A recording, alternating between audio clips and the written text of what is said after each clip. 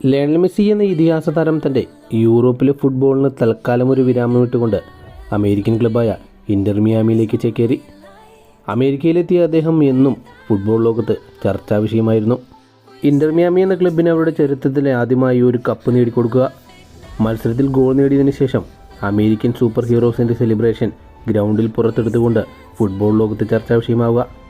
American super ഹീറോസിൻ്റെ celebration കാണിച്ചുകൊണ്ട് football ലോകത്ത് super hero ആയി മാറുകയായിരുന്നു ലയണൽ മെസ്സി. ഇപ്പോഴിതാ CBS ന്യൂസിൻ്റെ റിപ്പോർട്ട് പ്രകാരം അമേരിക്കയിലെ യഥാർത്ഥ സൂപ്പർ ഹീറോ ആയി മാറുകയാണ് ലയണൽ മെസ്സി.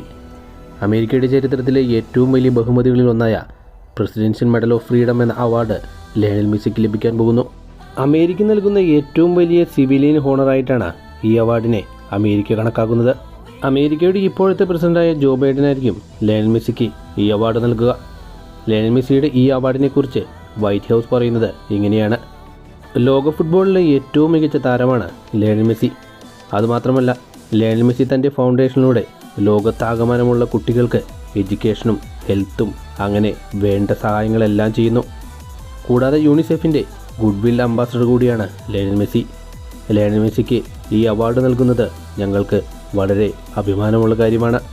ലയണൽ മെസ്സി എന്തുകൊണ്ടും ഈ അവാർഡിന് അർഹനുമാണ്.